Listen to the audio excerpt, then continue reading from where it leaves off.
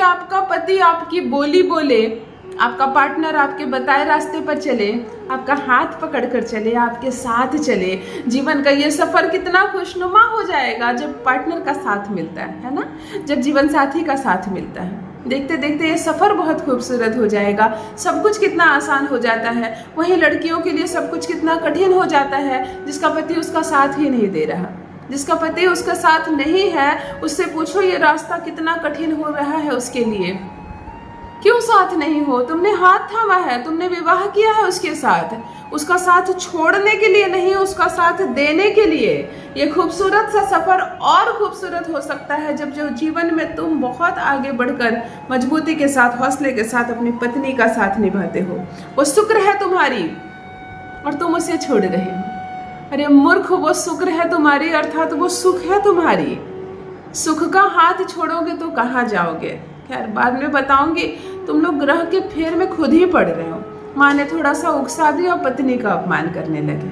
माँ माँ है, माँ चंद्रमा है, तुमने निभाया ना उसके साथ और अभी भी निभा रहे हो। माँ की अंतिम सांस तक तुम उसका साथ निभाओगे, तो इस लड़की को क्यों अपमानित कर रहे हो जिसको विवाह करके लाए हो?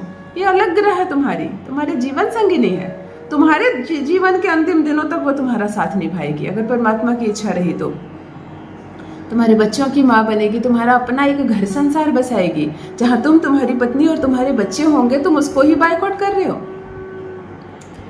यदि पति तुम्हारी बात नहीं सुनता है, तुम्हारी बात नहीं मानता है, तुम्हारे साथ नहीं चलने को तैयार है और जीवन के हर रास्ते पर तुमको केवल और कठिनाइयां दे रहा है, दुख दे रहा है, तकलीफें दे रही है, तुम अपने पिता के घर चल जाओ, तुम्हें तलाक देना चाहता हूँ, तुम्हारे साथ नहीं रहूंगा, तुम अच्छी नहीं लगती मुझको, तुम्हें खाना बनाना नहीं आता, तुम्हें बात करना नहीं आता, तुम्हारे अंदर बहुत सारी कमियां हैं, मैंने गलती से तुमसे शादी कर ली, तुम देखने में सुंदर नहीं हो, तुम मुझे पसंद नहीं हो, तुमसे भी अच्छा रिश्ता मिल रहा था मुझको, मैंने नहीं किया, तुम्हारे पिता ने धोखा दिया मुझे, तस्वीर कुछ और दिखाई, तुमसे शादी कर दी। इस तरह की अनगिनत बातों से तुमको अपमानित करने का प्रयास करता है, हर वक्त तुमको परेशान कर रहा है और तुम्हारे साथ नहीं रहूंगा इस बात पर बल दे रहा है, तो समझो रिश्ता खतरे में है।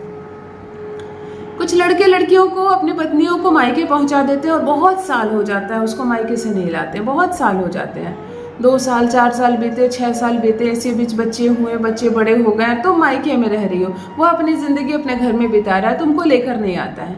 क्या मतलब है इस विवाह का? कोई अर्थ नहीं है इस शादी का। जो उम्र है साथ रहने की, साथ रहोगे तो एक दूसरे को समझोगे, एक दूसरे की बातों को पसंद नापसंद करोगे, बातों से बातें निकलेगी, गृहस्थ जीवन में आगे बढ़ोगे। दूर मत रहो अपनी पत्नी से। लड़ाइयाँ झगड़े करना है करो इसी घर में, लेकिन पत्नी के साथ रहो। जान लीजिए प्रथम मैं कौन हूँ।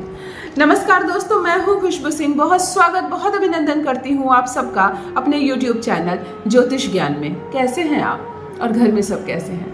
मेरे कमेंट सेक्शन में जय माता दी, हर हर महादेव अवश्य लिखें, अपनी खैरियत मुझे जरूर बताएं।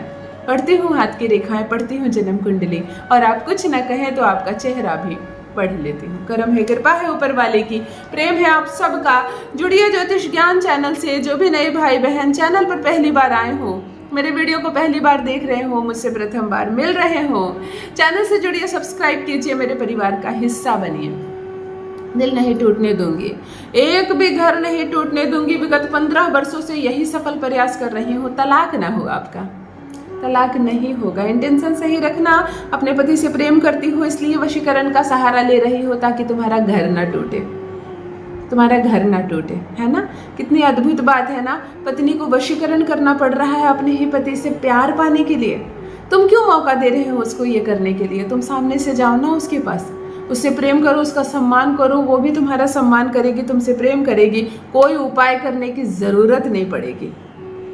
आज जो प्रयोग लेकर आई हो, तुम्हारा प्रेमी बारात लेकर आएगा, तुमसे शादी करेगा, है ना? बहुत सारी प्रेमिकाएं प्रेम करती है लड़के से, बात खुल गई है, सबको मालूम चल गई है, परंतु विवाह करने को तैयार नहीं है। विवाह करने को तैयार नहीं है। अभी डर लग रहा है, अभी पढ़ना है, अभी और कमाना है, अभी सही समय नहीं है। तुम कर लो, तुम्हारे पिता जहाँ कह रहे हैं। तुम्हें मजाक है क्या? प्यार तुमसे किया है, विवाह किसी और से करने चले जाए किसी और के घर। मनुष्य है या क्या है? उसकी वेदना को समझो, उसकी इच्छा को समझो। तुमने हाथ थामा है जिसका, जिंदगी भर के लिए उसका हाथ थामो। तो प्रेमिका कहती है अगर प्रेमी से प्यार विवाह के लिए कर रहा है इनकार, तब प्रेमिका भी करे यह प्रयोग अपने प्रेमी के नाम से। प्रेमिका भी करे ये प्रयोग। मैं कहती हूँ कोई भी चीज़ पीने वाली जो हो, चाय हो, कॉफ़ी हो, दूध हो, पानी हो, उसमें मिलाकर पिला देना पति को या पार्टनर को एक चीज़, और तुम्हारी बोली बोलेगा, वो तुम्हारी बोली बोलेगा। आज एक अद्भुत प्रयोग सिखाने जा रही हूँ, लेकिन प्रयोग फास्ट करना है, मतलब अभी करो, अभी तुरंत उसको देना होगा। तो जो लड़कियाँ मायके में रहती हैं और पति अपने घर में रहता है और काफ़ी समय से मेल जोल नहीं है, उसके लिए यह प्रयोग नहीं है।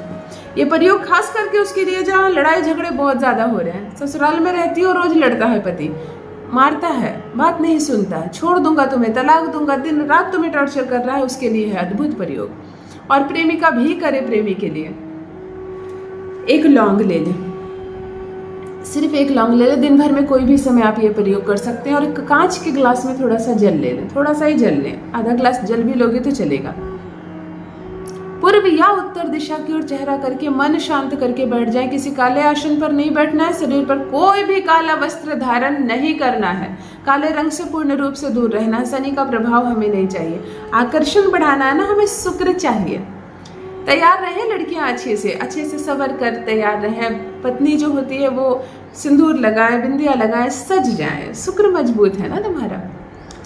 जिह्वा पर रखे एक लौंग, खाना नहीं है, यहाँ रख ले जिह्वा पर एक लौंग, मुंह बंद कर ले, मन ही मन जो मैं मंत्र कह रही हूँ उसको 21 बार मात्र बोले, ना 19 बार ना 22 बार, 21 बार इस मंत्र को बोलना है। एक लौंग अपने मुंह में रख लेना है।